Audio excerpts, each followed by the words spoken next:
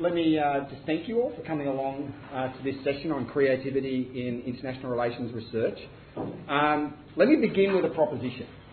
And the proposition is that the thing that distinguishes great research in international relations, but actually in any field, is not technically well done methodologies. It's not simply serving the sort of strategic research objectives set by the ARC or by institutions. The kind of distinguishing feature of great research is creativity. And yet it's the aspect of research that we spend least time talking about. In fact, we spend almost no time talking about it. We have in our criteria for what you're meant to do in a PhD thesis is you're meant to produce an original piece of research. Very hard to be original if you're not being creative. So right at the heart of what we're asking our students to do, buried within it, is the question of creativity. Now, when I mention this, because I've got interested in this over the past few years, when I talk to my colleagues about how I think we should be thinking more about the question of creativity and what thinking about that might mean for how we educate our graduate students, one of the responses I get is, you can't teach creativity, which is the implicit idea there is that there's just some people who are innately creative, and there are other people who sadly just aren't. And one of the things that I did, and Kath was there, I did a session in the Research and Development program for UQ with Professor Margaret Barrett, who's a world-leading musicologist and our Professor of Music here. And Margaret has spent her entire career on the pedagogy of creativity, on precisely the idea that you can teach creativity.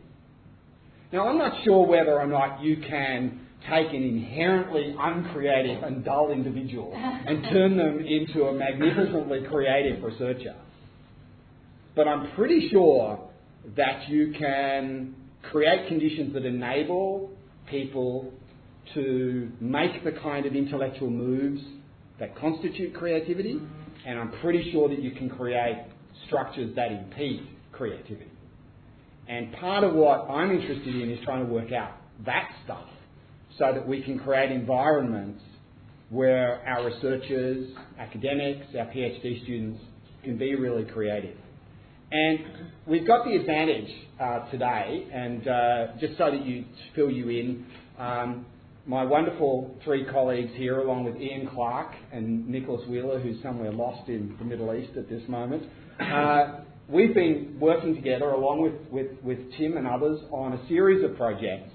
The first project we did was a big project on international crises of legitimacy. And then the second project was a book that was such a hoot. In the process, we started out working on an edited volume. And the process was so good, the conversation, that at one point in the 5 workshops that we ran on this topic, at one point we said, what the hell? Why don't we write this book together? Not an edited book, let's co-author it. And I think actually there are just not many, certainly in international relations, there are not many books out there that are co-authored by 6 people. And it was a wonderful experience. But so this gang is here because on the next 2 days we're going to be hiding ourselves away trying to work out what our next project is. And so we're going to be engaged in a process of creativity. And at the moment, none of us quite know where that's going to lead, but we're hoping by the end of Wednesday we'll have some ideas. But it's a real pleasure to welcome Robyn and Mlada and Dick here for this session. Not just because they're leading scholars in the field, but they're real pioneers. And a distinguishing mark of their research has been creativity. And so with Robyn, really Robyn, you know, it's no exaggeration to say that she invented the field of green political theory. She was a pioneer there. And she's taken that on and stepped into IR and really done just, you know, more than a decade and a half of really pioneering work on climate ethics, multilateral governance. So it's a hugely important figure in that area. Mlada Bukovansky, well, many of us now play around with issues of legitimacy in international relations, and Mlada was the pioneer there. It's Mlada's book, big book on legitimacy and on the American and French revolutions and the transformations in international order that occurred surrounding those, that really kicked off the whole wave of IR scholars looking at this seriously. And now her work on hypocrisy and on corruption has again been very pioneering in the work in looking at corruption, looking at hypocrisy, but looking at it in a different way, in kind of counterintuitive ways to the ways in which we think about this.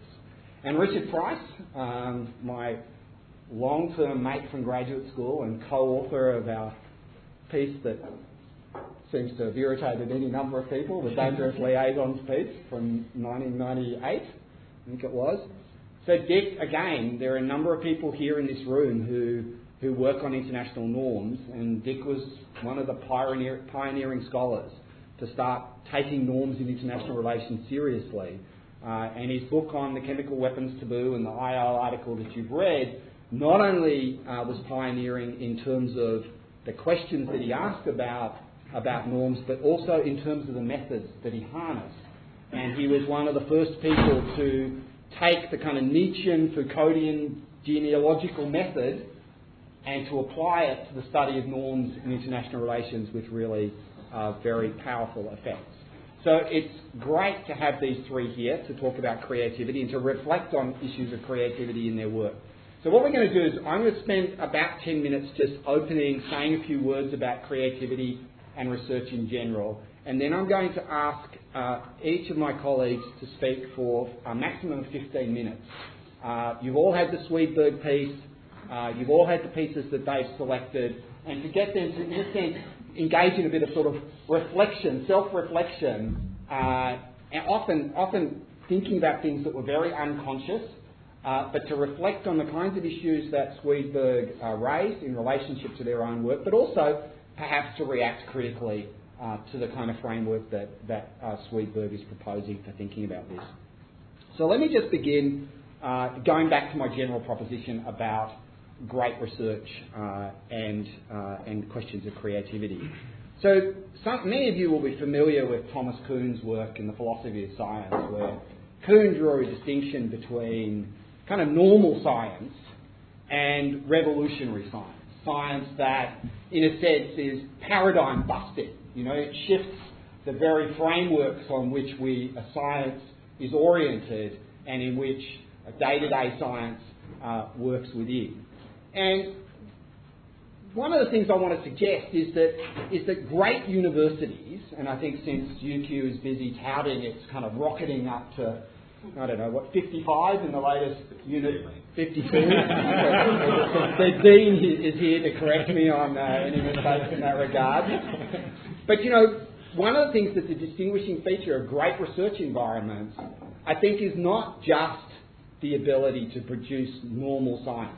A lot of what goes on in our universities will be normal science. It will be important, it will be powerful, and questions of creativity permeate down to that level as well. But the mark of great universities, I think, is that they create the conditions in which revolutionary science can occur. That is, in which ideas can develop that, in a sense, break the mold and take us from thinking about something in one way and jolt us into thinking about something in a different way. Now, that may, even in the best research environments, be a relatively rare achievement, but it should be an aspiration of our research environments. We can, if we focus ourselves on the conditions that are simply about producing normal science, then we never create the conditions of possibility. And that condition has to be the aspiration for our research environments. So, and here I was struck, one of the things that has made me, we've got a lot of PhD students in the room here, one of the things that's made me dwell on this issue has been my own experience with PhDs in now multiple institutions. And I've seen a particular phenomenon occur too often for me to think that it's simply an aberration. And this is the case of the student who has the idea for a thesis. They want to work in a particular area. And the response of the academic department they're in is, you can't do that. that's not IR, or that's not political science.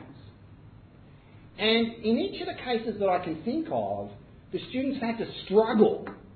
And often, the ones that I'm thinking of have had the benefit of supportive supervisors, or they've managed to navigate the sort of corridors of power to be able to do what they wanted to do, right? Often in a kind of slightly transformed way. And what, in every one of the cases that I can think of, they've ended up, it's like the surfer sitting out there waiting for the wave. And some surfers just never get the timing right. And then the other surfers, the really successful ones, can read the water and they catch the wave. And there's something about these students that they're able to read the water. And yet the environment was kind of trying to stop them following that instinct. But in every one of the cases that I can think of, they've ended up being pioneers. They've ended up catching an issue in advance and being pioneers in the field. And we have someone here in the school who's a fantastic example of that, and that's Emma Hutchison. Now, Emma will tell you, in fact, with the session that we did last time, Emma said, when she said she wanted to work on emotions and world politics, she said she was told she couldn't do that. Can't do that. That's not social science. That's not IR. But she persisted, right, with the support of Roland and others, and she persisted, and now she's a world leader in an area that is really one of the major cutting-edge areas in the field. So the question for me that comes out of that is, that to me is evidence of the research that breaks the mould. How do we create the conditions that enable that to happen, and how do we avoid the institutional constraints that prevent it from happening? So it's all very well to say we should be creative, but what are some of the things we might need to think about? And there are kind of three sites, I think, of creativity in research. And this has to do with questions and methods and theorising. I'm going to call that the kind of joy of theorising, because I'm a theorist. I love theorising, okay? It's a joyful activity. So questions are the most important site for creativity.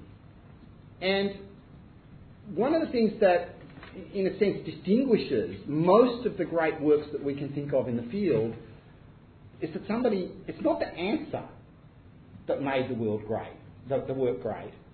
It's the question that made the work great. The person thought and posed a question in a way that it hadn't been posed before. They were able to somehow flip something on its head, take a step to the side, and look at an issue in a way that other people hadn't been able to look at. Now, to do that takes a number of things. It takes imagination. It takes lateral thinking. And it takes an ability to take risks. And this is one of the things that I'm interested in, is how do you create environments that are disciplined intellectually? People have to learn knowledge, they have to learn the canon, they have to learn the methods and so forth. But how do you also create environments in which scholars feel that they can take risks? Now, and it's one example that, and it's very unpopular to praise Robert Cohen, but as an example of somebody who came up with a question that was fantastic, his book, 1984 book, After Hegemony, is based on a wonderful question. Whatever you think about the theory or the answers, the question's wonderful. Cohen looked at all the realists and he said, explaining conflict in international relations isn't that hard. There's no central world government. This is a huge place full of lots of political units. The fact that they get into conflict isn't that interesting. The fact that they spend most of their time engaged in fairly humdrum forms of cooperation is interesting. And so what he did was he set out to try and explain cooperation after a power structure, hegemony, right, that might have facilitated that in the first place. Once that had gone, how did cooperation continue? Now, it doesn't really matter what his answer is. The question was flipping things on its head from where it had been before. And that's an act of creativity. Methodology. Now, methodology is something we all have to be good at.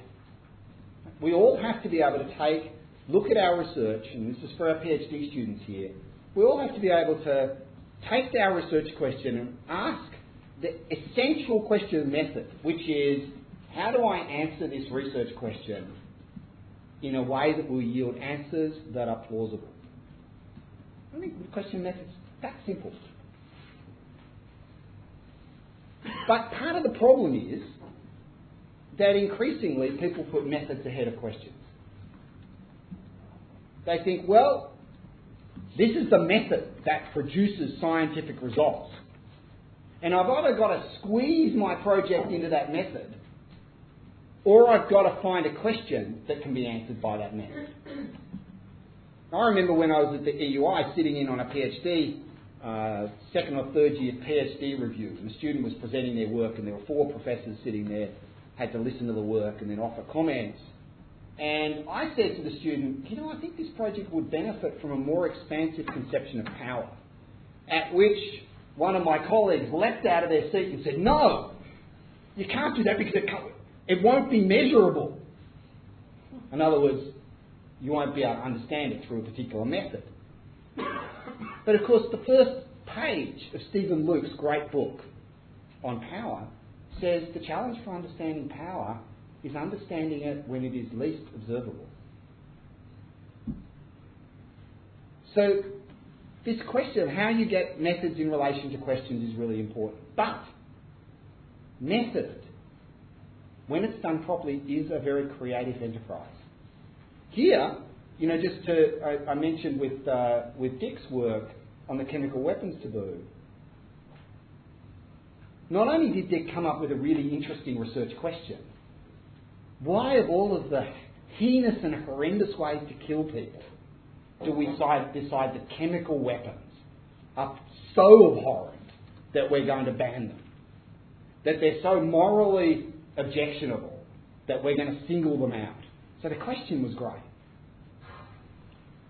But then he said, how do you study it? How do you work out how a norm emerges? And he observed what was happening with the development of the chemical weapons norm, and he said, you know, this doesn't fit the normal story of how norms develop. The normal story is we have a problem and we create a norm to solve a problem. So it has a functional, linear story. Dick said, no. Actually, this story is one in which the story of the development of the norm is one of chance, strange coincidences, odd reversals. He said there's a method out there that can actually help us with this, and that's how he came to employ the Nietzschean genealogical method in that context. We have a fantastic example in the school of Nikki George's work on sexual violence in the Pacific. So Nikki was doing research across 3 different communities in the Pacific. He said, how do I find out how women think about sexual violence in the Pacific? He said, well, if I go in there with a questionnaire, it's all loaded because of the language that I'm using.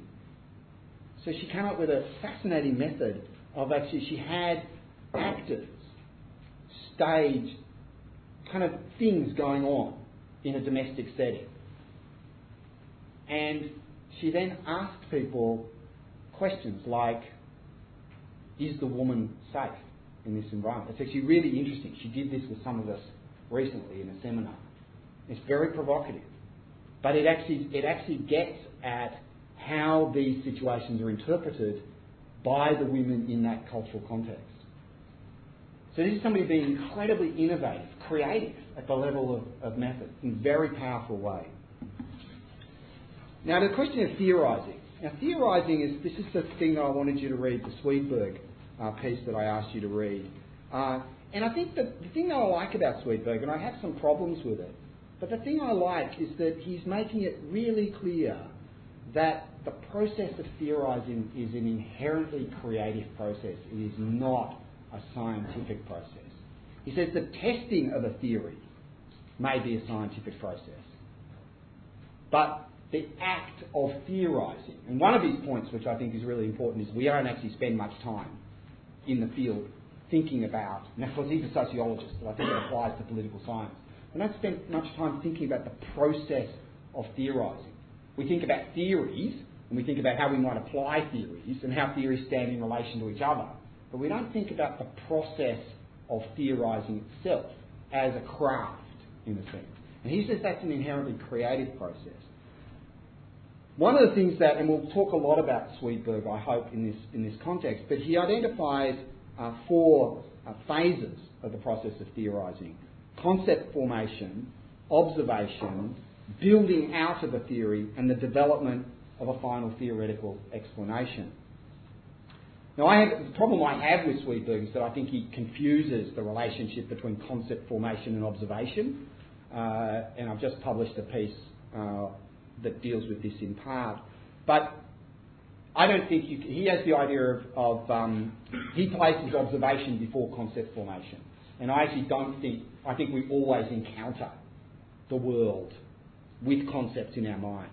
Right? We interpret it through a set of pre-existing understandings. I don't think there is such a thing as concept-free observation, but that's something that we might talk about a little in the process. But concepts are very important, and how we think about, and the concepts that we employ affect what we see. And they relate very, very much to how we construct our theories and our arguments.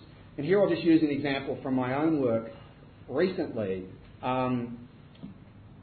The standard way in which international orders are define international orders as arrangements of sovereign states. That's probably the simplest way to put it. And what's kind of loaded into that definition is a world of sovereign states.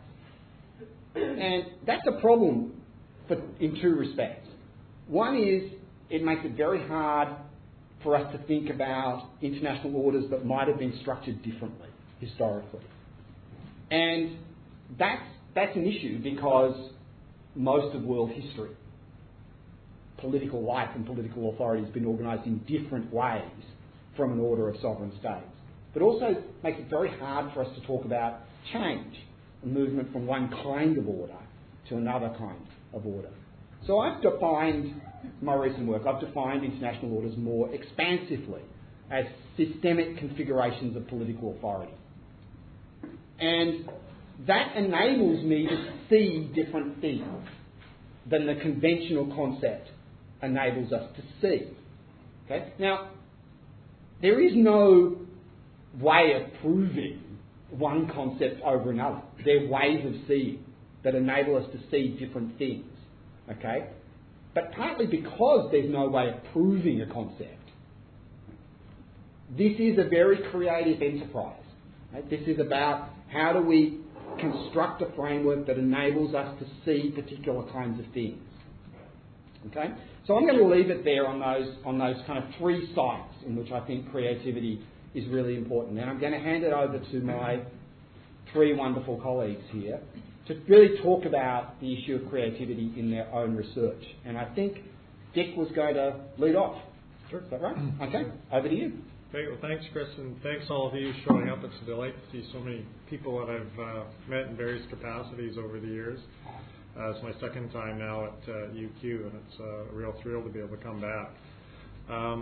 I want to just pass on reflections on my own personal intellectual experience, in part because that's what Chris wanted us to do, and what can be gleaned from that, focusing on the article that was circulated that some of you will have read. And then I'm going to also integrate into that what I've learned in some of recent readings I've been doing in recent years in psychology and neuroscience, because while I undertook those readings for different reasons, as I reflected on them, I think they have an awful lot to say about creativity in ways that actually amplify and tell us in more detailed ways some of the phenomena that Swedenborg and Chris actually were just talking about. And it was an interesting process that way because I had moved into administration for a while, and I don't know, Tim, if you found that, but when I was there after several years, I found I couldn't get an original idea in my head any longer.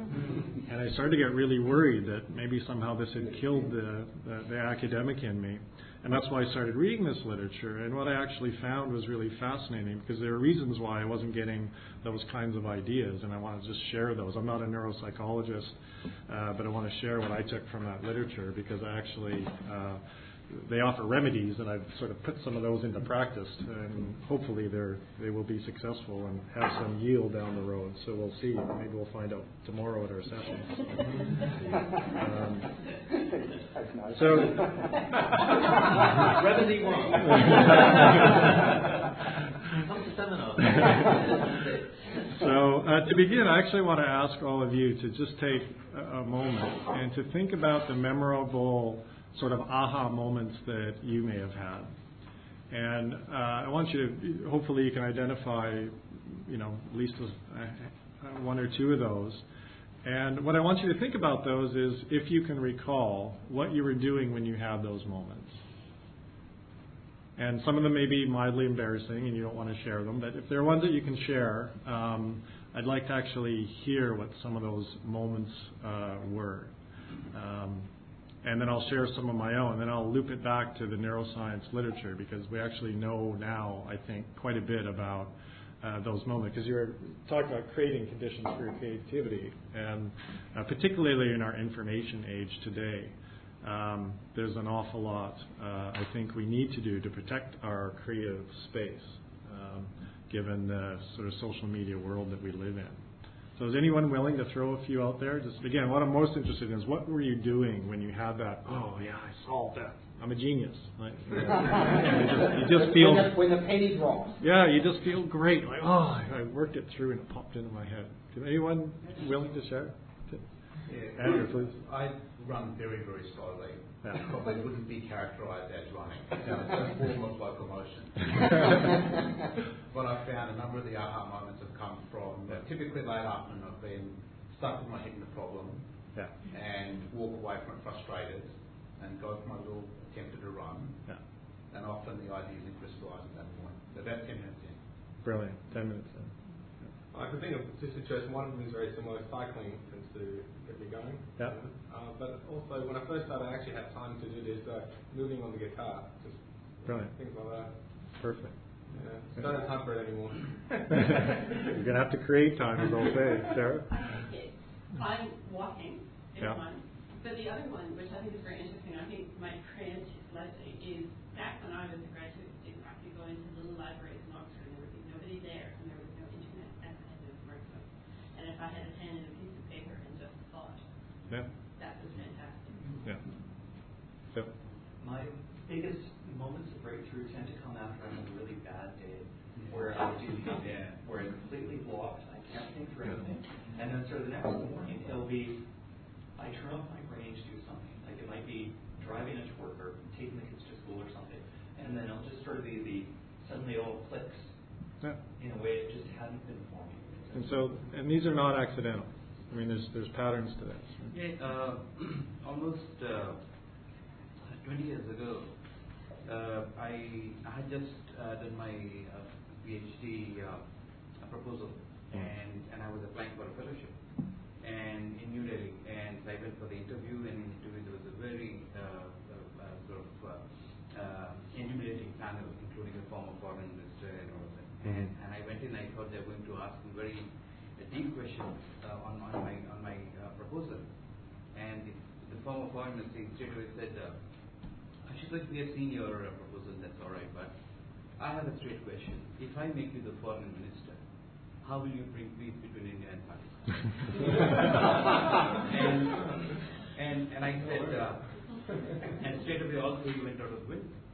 And at that moment, I straight away realized that it was more important to think as a human than as a theorist. And I said, sir, even if I want peace between India and Pakistan as a foreign minister, I cannot. Because I have a constituency, I'm a leader. And if that constituency which doesn't want peace with Pakistan, even if I want to, I cannot, because I have to respond to my constituency which will vote for me 5 years from now. So it is important for those people to come together and know each other better. That will take pressure off me. And he said, yeah, that's a very good idea. I think that was an aha moment for me. And from that time onward, I started feeling, well, I can contribute something to this field. So that was my aha moment. Right. I'm going to get back to that because it actually links into something later on. Thank you all for sharing those. Did you have one? David, I Catherine. wanted to add public transport.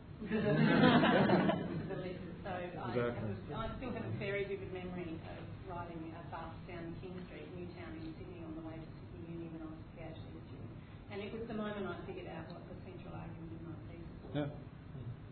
So many of us have these moments, and there's a reason why we remember them, because when we have experiences that elicit certain emotions, and many of you may know the emotions literature far better than I do, our memories are biased towards those because they're neurochemically tagged, right? So they actually have a physical sort of more prominence through the very process in which our brains operate. And moreover, it's when you're doing your own learning that you remember things more, rather than, you know, somebody telling you, sitting up here, telling you what you should learn. Now, it's not going to stop me from talking for 10 more minutes, but it's when you have those moments yourself, right, that they are tagged. And so that's the challenge, is trying to, you know, how do you describe that moment when you're having that moment? How do you teach that? I think it's one of the great challenges in our business, because I 100% agree with Chris that coming up with the question is often the most important thing of a great project. Right? That's what's really original about it, is the way you're looking at it. It's different from how people have looked at it. Now, Sweetberg in that article helped to identify the importance of free association, imagination, intuition, sometimes how ideas just pop into your head. But neuroscience actually has a lot to say about this. It's not accidental, a lot of the stories that you told us. And when I think about my own case of the chemical weapons question, I was struck by, you know, anomalies about how the commentary was putting these things in a different box than they put other weapons. And other weapons were put in this big box they called conventional weapons. I always wonder, well, what's conventional about tearing somebody apart with burning shrapnel? I just didn't understand why that was conventional and okay. And that was really where I started. So it wasn't that I didn't think chemical weapons were horrible. They are. But I didn't get why the other ones weren't horrible. That was really where I started. And this way of thinking carries to this day. In 2013, when the weapons were used in August in a suburb of Syria, John Kerry, U.S. Secretary of State, called it a moral obscenity. What we saw in Syria last week should shock the conscience of the world. It defies any code of morality. We talked about the world's most heinous weapons and so on. It was that exact way of thinking about them which I encountered in the 1980s, which was the last previous time these weapons were used on a significant scale. So it's been 25 years. So in my books, that's a pretty robust norm. You know, once every 25 years, something gets violated. But I became really intrigued when I looked at what Swedenborg's notes, both empirical data and then other attempts to make sense of this phenomenon. So I kind of tacked back and forth. It wasn't just sort of one or the other. I was led to this observation. It's strange to me how people talk about these things. And then as I dug back, I found I was particularly intrigued with World War I. And I don't know if it was Australian movie making with Breaker Morant and Gallipoli and movies of that era or something, which I was really enjoyed. We'll climb that. We didn't get I'll give it to you. I wanted to throw a bone to you. So. But it turns out my question wasn't that original insofar as around the turn of the century in the 1900s, people asked that question quite often. But it was strange to ask it in the 1980s or in the 2000s. And it was interesting because people didn't know why these things were thought of differently when I look back just in the 1980s. I think I use an example in the article. There was a Senate discussion about what to do about Iraq when it was caught using them against Iran in the 1980s.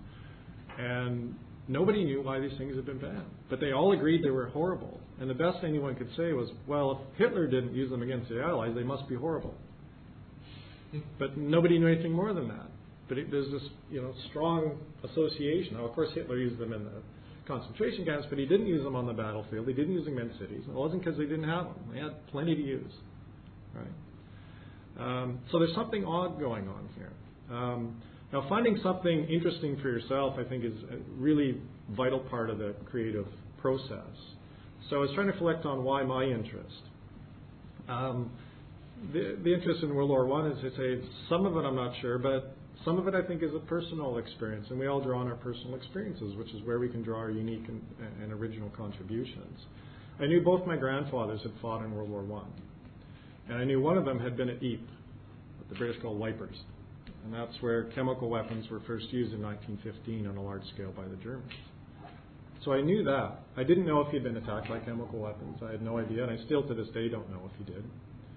But what really freaked me out was that after I'd written that dissertation and published the book, my mother told me that her father, my other grandfather, had been gassed in World War I. I only discovered that literally after I'd sent the book off to the publisher. Now, I don't know that we can theorize on fate or whatever larger sources might have pushed me to that topic, because it was really actually quite a haunting personal discovery to find out I'd written on something that, you know, in my own family had been personally experienced. But the article then walks through why, the case I tried to make for why it ought to be interesting to others other than just me. Because you will all have things you find really fascinating and interesting. The case we have to make is, why should anyone else care and find it interesting and fascinating? And that requires tacking back and forth again to other theories, other accounts, other explanations. And that's why the literature and research reviews and all that sow the seeds for making projects interesting, is now you're connecting to communities of scholars. So here's why this should be intriguing to you. And the usual way is, this defies your expectations coming from things the way you do, with your theoretical perspective or your method. Either your method just doesn't talk about it, or it would give a different answer, right? And so that's where we gauge, I think, theories, explanations, and different methods. So I began to develop an account that account for anomalies in existing accounts. But there's still things I couldn't figure out that wouldn't fall into place, and I was stymied for something like 6 months. I just didn't know what to do with this material. And one of them was this discourse about civilization around, you know, the late 1800s and early 1900s. Everybody thought in terms of, at these big conferences and thinking about war and peace, that there was the civilized world and the uncivilized world, mostly associated with colonialism, of course.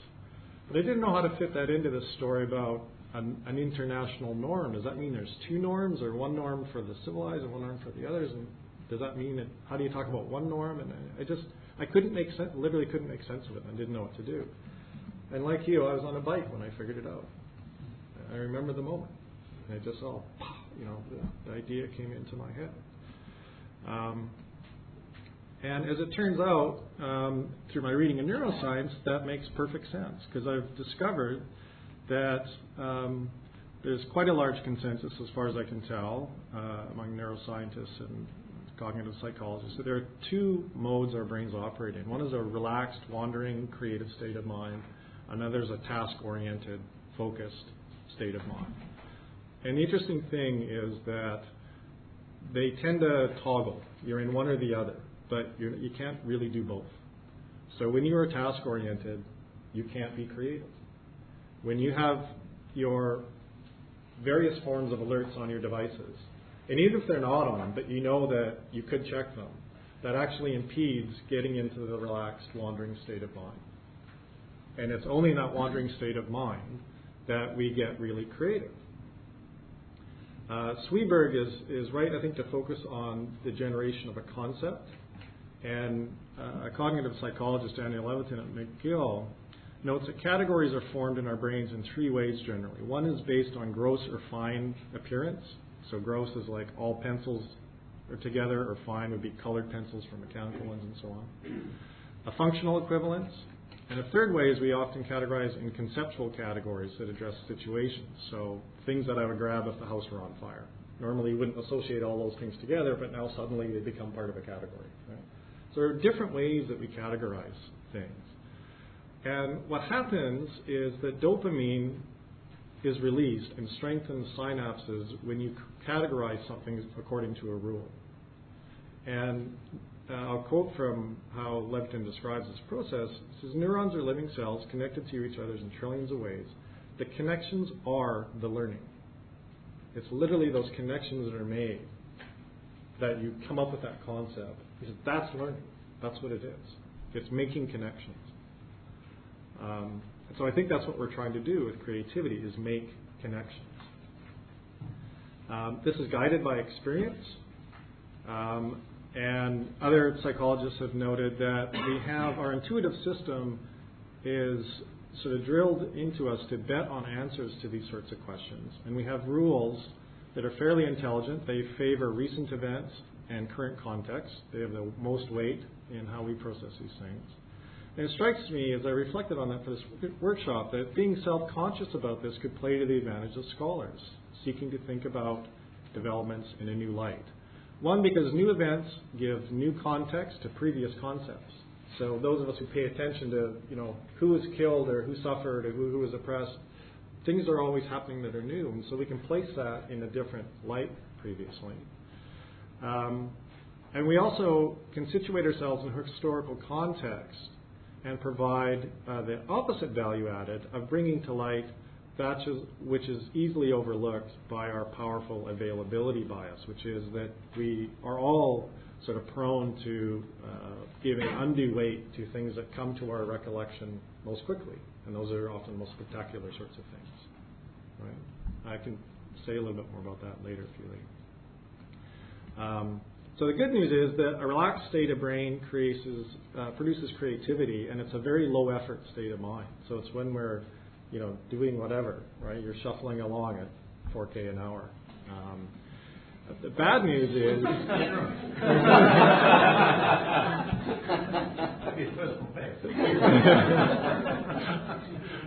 the bad news is that our work, information, and social environments today make it more challenging than ever before for people who work in these kinds of environments like most of us do.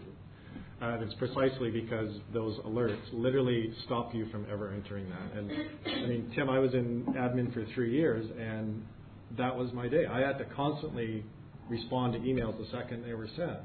And I felt like I just didn't have any more academic ideas in my head. And I learned this because I was not ever entering a relaxed, dreamy, creative state of mind. So cultivating that, turning off your devices. I now check my email 3 times a day instead of 147 times a day. Creating space for yourself, classrooms, lecture rooms. These are all spaces we create at universities precisely to cultivate that, which otherwise in society is really hard to come by now. It's just difficult. So it's these spaces. It's while you're on your commute and you're not driving. Right? So that's one recommendation. We can create things that are increasingly difficult to do. I want to mention just 2 other things, and I'll close. And one is that I don't have any literature to backing this up, but I've personally found that often the actual process of writing itself was creative. That sometimes I didn't know what I wanted to say until I was literally typing it out. That is exactly when it came to me. And some of you are nodding, so you've had a similar experience. So, sometimes if you don't know what to say, start writing. And it may actually happen rather than saying, I can't write because I don't know what to say. Well, get writing. Right? And how do you do that? I always found writing a map or an outline. And I now, as I'm reflecting on it, think that probably works because I'm actually being self-conscious about trying to draw those connections. Right? And the learning is literally in your neural networks are making connections. So perhaps this is just a hypothesis, perhaps if you're doing that and mapping it yourself, drawing a really detailed outline or a map, all the key things, what have you figured out, what haven't you, then perhaps that might actually help stimulate that. The second thing that I'll finish with is I've also found that creativity can be very social. We're talking about it in a sort of individual, isolated sense. And we were just talking over coffee this morning about the last project this group did together. And I recall, again, with great clarity, the 2 moments where we had the big aha moments. I recall the cafe in Aberystwyth where we figured one thing out, and I recall the big hall in Florence when we figured out what the project was going to be about. And that's very important because literally the activity of brainstorming can be an amazingly creative enterprise. So that's probably obvious in the platitude, but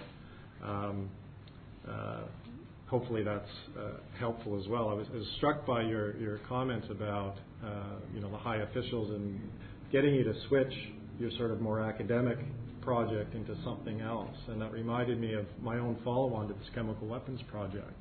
And I'll close with this. And that was after I'd written that work, some civil society activists came to me and said, "Well, we've seen your work; it's really interesting, but we want to ban this other thing. How do we do it?"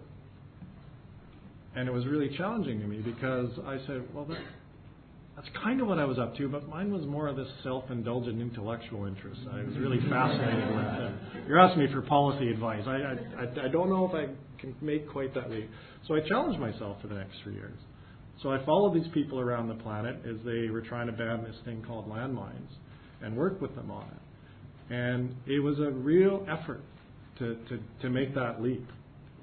But it was a very social process and trying to be creative. And what's different about this weapon from that one? And can't we graft this onto that? And why not? And it was a very different creative process. It wasn't sort of sitting alone, coming up, oh, this is neat to me, and getting excited. It was working with people. And so that's obviously an important part that didn't get emphasized in Sweetbird at all. It's sort of a social process of creativity. So Chris, convening sessions like this, I think, are fabulous. I want to do the final thing I said I was going to end. In that article you read, I was stymied about how to boil down a 250-page dissertation into a 40-page article, and I couldn't figure it out. And it was actually Chris that figured it out for me. He figured out the 3 primary categories. He read my work. He goes, it's all about power and domination, and what's the third one, Chris? I always forget. Resistance. That's what it's all about. I said, great, thanks. So I wanted to thank him and give him the credit he finally deserves. I can't remember any of it. I'm happy to take the credit. Okay, so I think thanks, Dick. That was fabulous. And by the way, for anybody who has not discovered the app for your computer called Freedom, I strongly recommend that you do. Jason will put it on for you. It enables you to block your computer from all internet connections. So you literally cannot get back. You cannot check Facebook. You cannot check The Guardian. You cannot do anything. And I find it, when I'm sitting at home working, I block it for 2-hour blocks, and I work. It is really true. It totally frees my mind up. I concentrate in a way that I can't when all the other stuff is available. Also available in the smartphone app. It is. Yes. You completely. Yep. Okay. What, phone calls as well? So we'll hand it over to Mlada. I think we'll save up all the questions for the discussion of the second half. Okay, Mlada. Great. Thanks. Thank you for inviting me. I wasn't sure what to do with this, but so I just jotted down some fairly disjointed observations reflecting on the Sweetbird piece and sort of my own obsession with corruption, which has evolved over time. That article was sort of a first iteration, and what struck me most is one thing is when you ask a question, how you formulate a question, how you formulate a problem that you want to work on.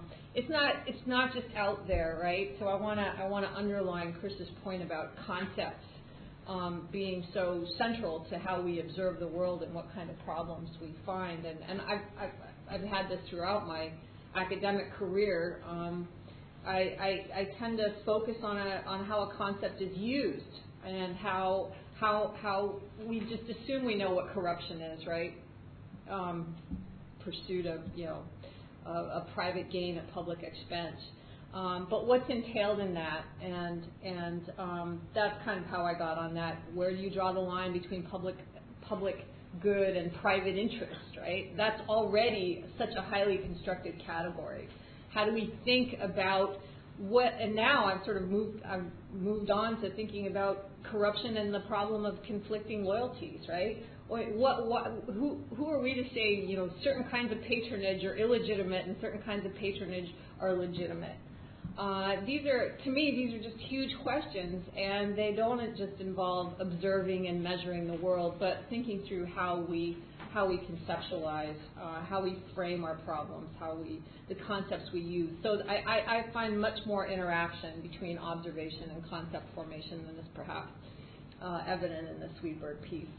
And this might just be a matter of taste because I started out being trained as an undergraduate in philosophy. So I've always loved philosophy, so I'm always drawn to asking about the concept. So how you formulate your research question, there's nothing to be taken for granted about that. The questions aren't just out there. The problems aren't just out there. I mean, yes, the problem of India and Pakistan is out there, but there's probably more to it than that. It's not only given. So that's one thing. So concept formation and observation go together, and there's creativity in even framing the problem. Second thing I want to emphasize, and really there's no particular order here, is that creativity is not necessarily novelty. I think we tend to think that we have to come up with something new all the time, like something new. I, for one, am very skeptical about anything new. I think we're just a universe of recyclable material. So, I wouldn't.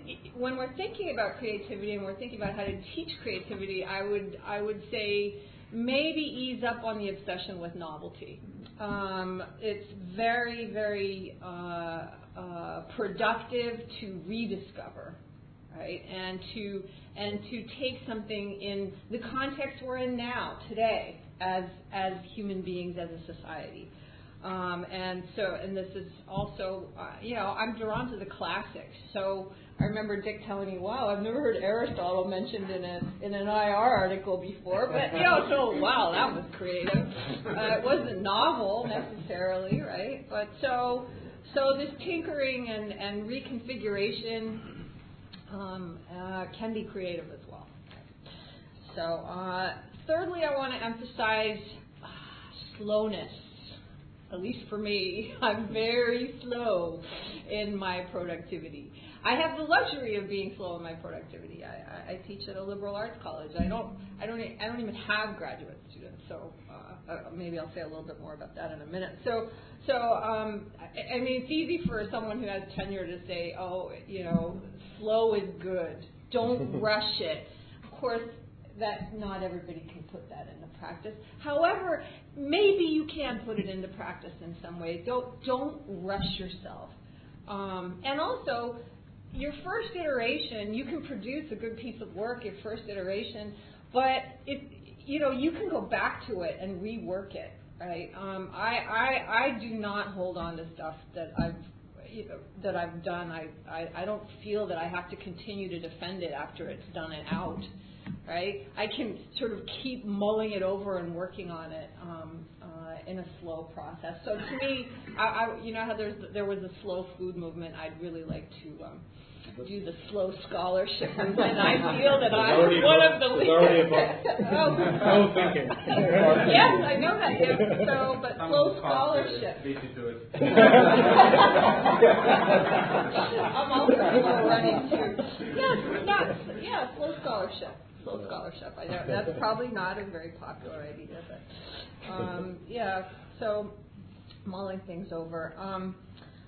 I also like to go to the Sweetberg piece, theorizing as process. I really want to emphasize the process. I don't think I've ever even had a theory, right? That to me, having this theory implies closure, whereas theorizing is the process of mulling things over, of concept formation, of observation, of coming up with hypotheses and putting them out there, right? And seeing how they fly to other people. There's to me that's the creative and productive part of it. And as a maybe, I don't know if this is a subset of that, but this kind of willingness to be an amateur about the things that you're working on. We have so much pressure to be experts. Everything's all about experts. You got to be an expert, and experts get interviewed.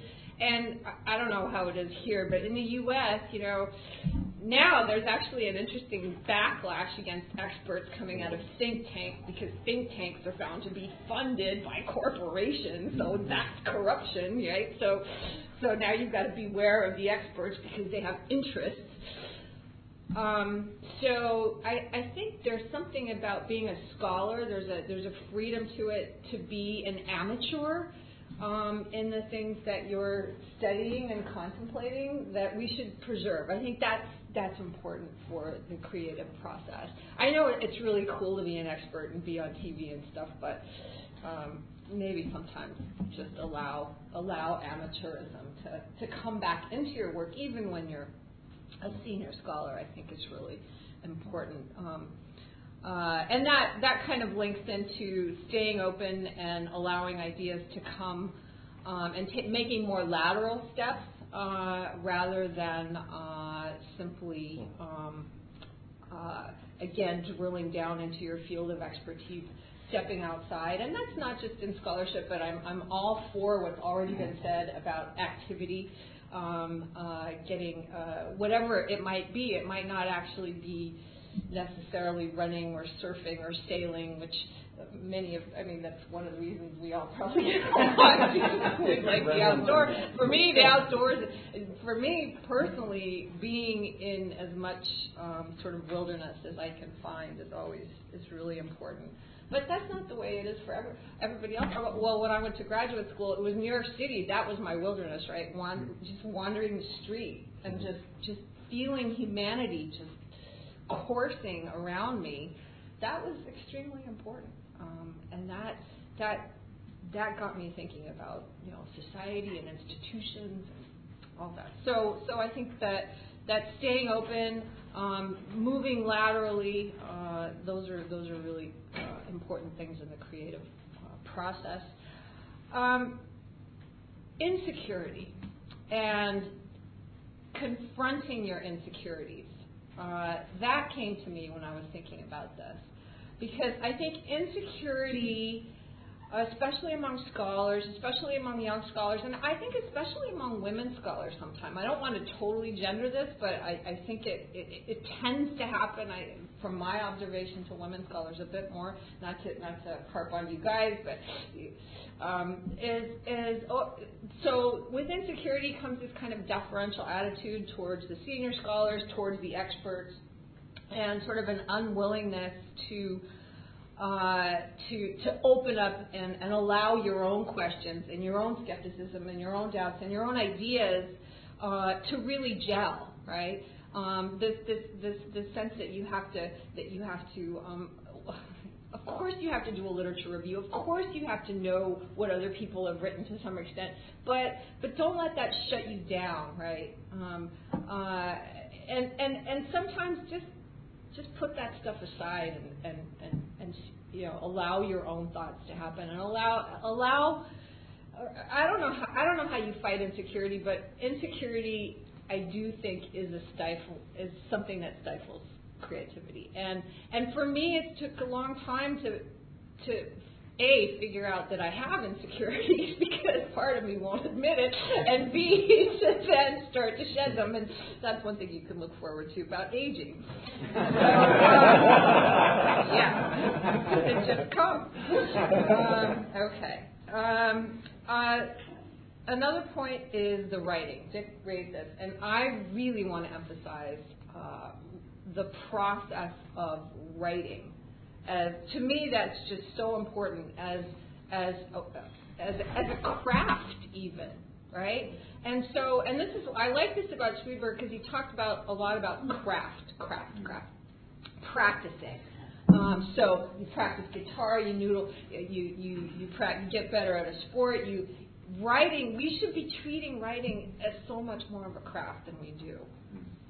Because I'm the same as you. I don't know what I'm thinking until I start writing. I mean, I do, but I don't really. And for me, it's not so much outlining. I write more like I just dump a bunch of stuff out. I think of it more as sculpture. You just dump a bunch of stuff out, and then you start whittling away at it and reconfiguring it.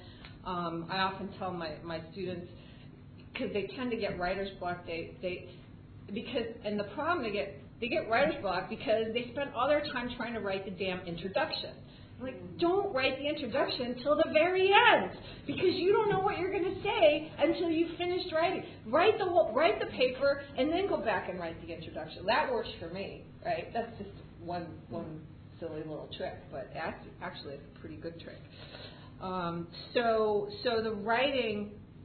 the process of writing, and just taking the time to write, and also crafting your sentences so that there's an aesthetic component that I think is really that facilitates creativity and figuring out what it is that you're saying. And it may also, modeling may for those of you who aren't inclined to writing, modeling and drawing charts and that kind of stuff, I think can also be creative and productive. Going out, I've already said sort of amateuring, being willing to be an amateur and going outside, but this is extremely important. And Dick went into neuroscience.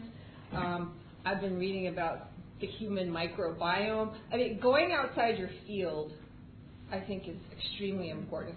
Today, we live in these institutions, we work in these institutions of higher learning where everything is so compartmentalized and specialized.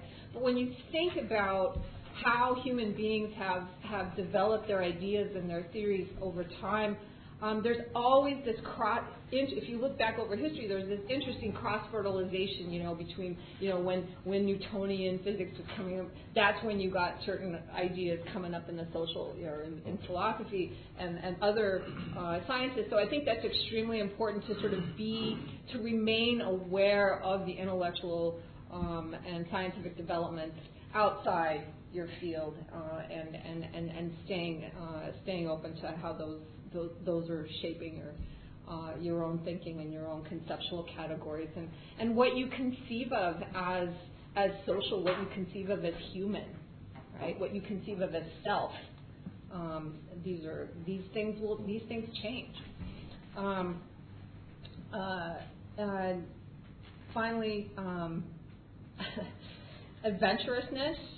That's important for me. Adventurousness and courage. That, I think, is a part of creativity. Being willing to sort of step outside your comfort zone, push yourself. I think courage has to be a part of creativity very often, because it takes courage to stand up and say something that may not be acceptable in your institution, and yet that's what it's going to take. I suppose that links back to the insecurity question as well, and also it's not a solitary process. So that we're always doing the back and forth with colleagues or with people who are skeptical or with reviewers, and this group that we worked together, that's just, I didn't love the special responsibilities idea right away, but my tribe kept me at it. So adventurousness, and it's not just individual adventurousness, but adventurousness in community. And you're, being willing to allow your community to push you to some extent. I think that's a big part of creativity. And then the final thing that I was thinking about, there are two opposites, and I tend to think in opposites. Irreverence is important, but also obsessiveness. So I don't know how you put those two together, but I think irreverence fuels a sense of play and a willingness to shake up conceptual categories, which I think is important, but also sticking with something obsessively over time is worthwhile as well. Absolutely, that was fantastic, Mlada. And just on the stepping outside your discipline, for those, some of you will know that Galileo, when he was having his battle with the Inquisition, was exiled to outside Florence. And one of the people who visited him when he was in exile was Thomas Hobbes. And of course, all of you who read the Leviathan very closely will know that the first chapter of Leviathan is actually on theory of motion and physics. So there you can see the direct connection from the conversation going across very different disciplines. And I think that's right. And actually, one of the things that I think is a strength of IR as a field is that we're a magpie field. We're a field that borrows from other disciplines. Some people think that's some kind of state of immaturity or actually, I'd much rather be in a discipline like that than one that's hermetically sealed for the conversation. So I think that's a very important point. I'll hand this over to Robyn. Well, thank you, Chris, and thanks for this invitation. This is a great creative workshop. I've been known to get inside the wrong car on the wrong train, and also once on the wrong plane. I got into the wrong airport once. I know. And I believe that an absent mind is a creative mind. So it might sound a bit oxymoronic, but I think that's true. So I want to build and riff off some of the points that have been made so far. I think that this idea of relaxing and mulling and being somewhere else than at your keyboard is often where most of the good stuff happens. Although I'm also one of these people that have to write myself into my ideas, but I do need a mud map to start with. And so I usually tell my students with the introduction, because everyone obsesses on that and spends half their thesis time rewriting it, I say, do it in dot points. It's just a rough roadmap, and you'll change it 1,000 times, and it'll be the thing you'll spend most time over and polish at the very end. But you do need some dot points to get going. And my solution to the problem of writer's block is very simple. Lower your standards. So then you can get going, and then you eventually get your groove, and then off you go. So what I want to do is, reading the Freeburg piece, it was a great read and a really good experience to have, but it didn't speak to me because it doesn't help. It didn't really address the question of normative theory, right? It was very much, although he was not a positivist, he was very ecumenical, but it was about social scientific explanation. And I do both, but I'm trained as a normative theorist in my PhD. So I thought, well, how does one do normative theorising? And I think that's what I want to talk about. But before I actually look at that, one book that I read a long time ago that I often give to some of my students is a book by a Hungarian Jew, Arthur Koestler, called The Act of Creation. And he used three figures, the figure of the poet, the joker, and the scientist, to show how the creative act is invariably involving getting two different planes and bringing them together. So the joke is a pun, a double entendre, where you've got two meanings colliding. A poet is an alchemist of language. They mix words in new ways that create a spark, an aha, a sort of an epiphany if it's done really well. A wonderful experience. And of course the scientist, and he used the example of Archimedes, who was asked by the king, was he being defrauded by the guy he hired to make his crown because he thought he didn't put as much silver in as he was supposed to. And Archimedes thought, how can I get the volume of the crown? It's such an intricate design, I can't do that. And he worried and worried, and he just let go of it and had a bath one day. And as he sat in the bath, he watched the water level go up. Aha, there was the answer.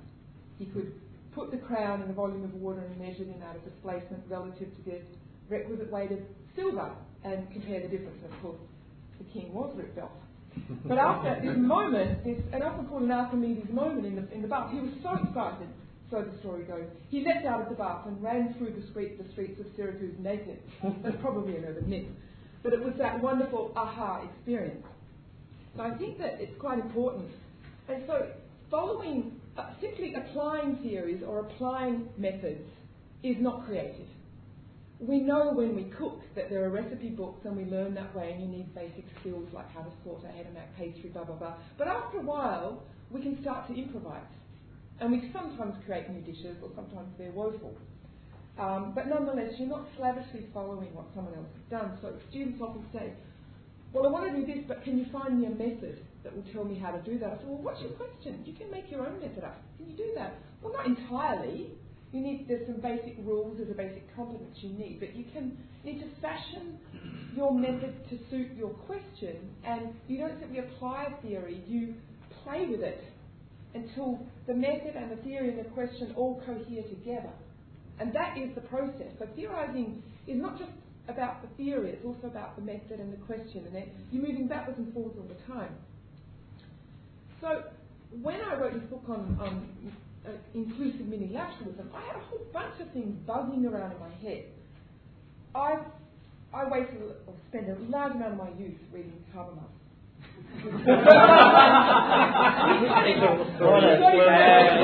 Sorry. And so I had this, this idea of communicated justice welded inside my brain. But I became a ball of frustration over a bunch of things. One was the impotence of an ideal theory of communicated justice.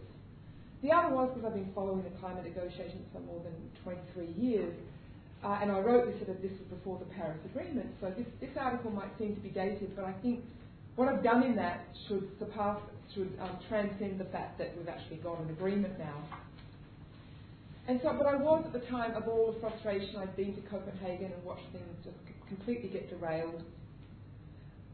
I was interested in the huge gap, not just emphasis of communicated justice, but also the gap between sociological and legitimacy and ideal normative accounts of legitimacy. I was worried by the rise of different folk in IR saying, look, this large end multilateralism, that the institution of multilateralism is dying. Look at the Doha development round. Look at the climate negotiations, Exhibit A, Exhibit B.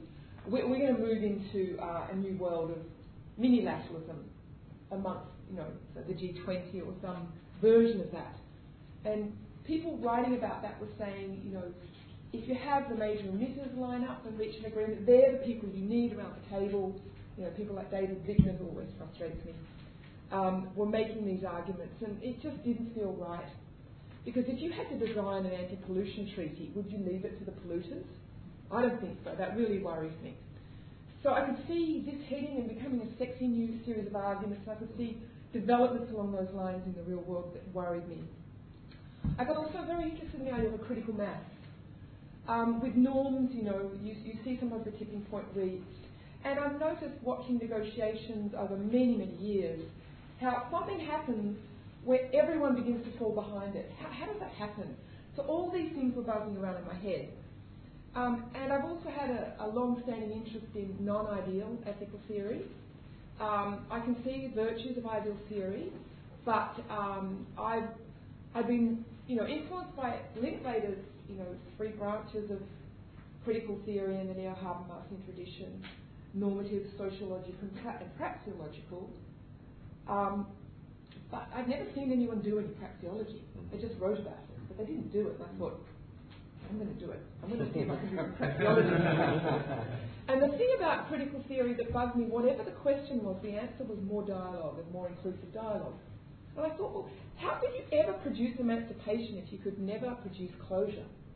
You can never have collective rule if you can't actually make decisions. And what happens when time is of the essence?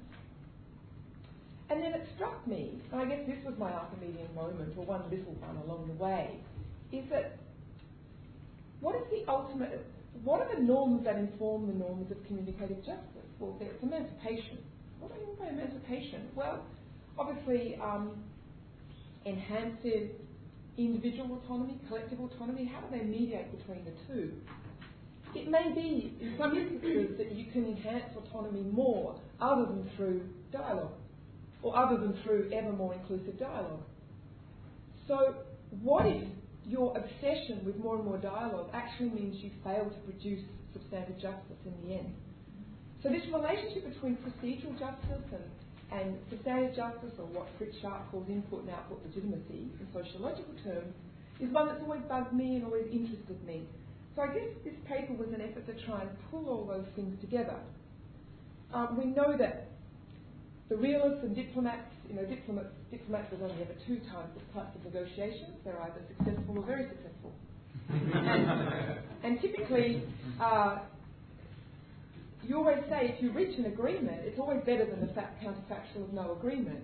And for critical theorists, it's never a good enough agreement. And sometimes when I see lots of articles now about Paris that we would have been better off to keep arguing for longer, given that we've got less than a decade in which global emissions have to fall off a cliff.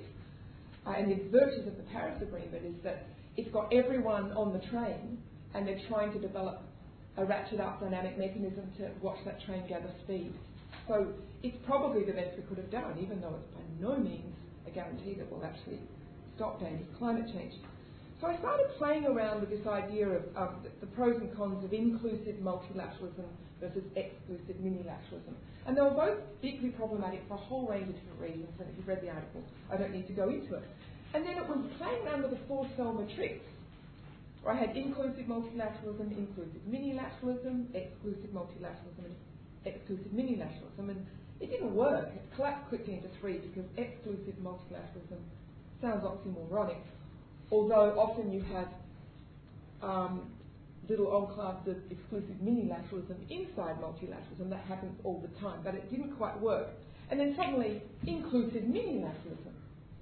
And because of my long-standing interest with the principles of equity and common but differentiated responsibility and respective capabilities, I thought, what's to stop having an inclusive minilateral group based on common but differentiated representation of the most responsible, the most capable, and the most vulnerable?